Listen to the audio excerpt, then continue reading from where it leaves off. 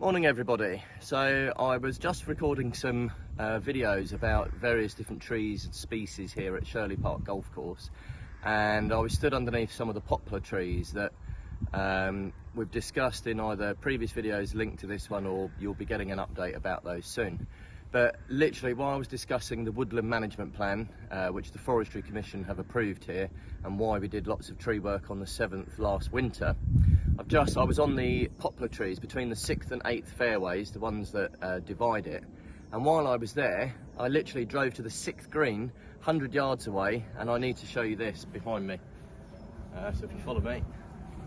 So we've had, I wouldn't like to put a height on it, 30 to 50 foot oak tree fall over overnight.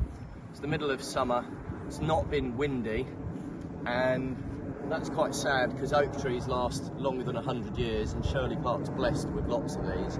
I don't know if the cameraman can capture how big this is, but it's huge. Now, the pro shop's been told, first of all, it is in the way of golf, but it's too big for our chainsaw licenses to tackle, so this will now go down to our tree surgeon.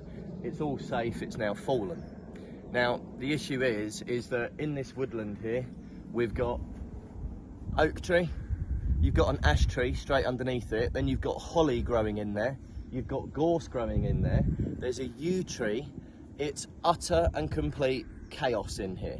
So, we all love our trees and we don't like to take any trees down. However, the Forestry Commission approved woodland management plans and felling licenses for the good longevity of the woodland.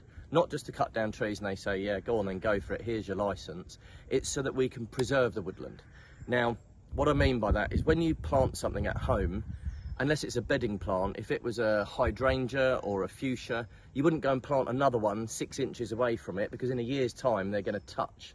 But what's happened here is the woodland's been left, if you just pan around again, the woodland's been left for too many years, and it's just completely naturalised, and now underneath the ground all the roots are starting to gridlock, all fight for moisture, especially when it's quite dry, and you'll get a lovely huge oak tree just give up the ghost and fall over, which is a real shame here. But just to explain, this is exactly why we have a woodland management plan.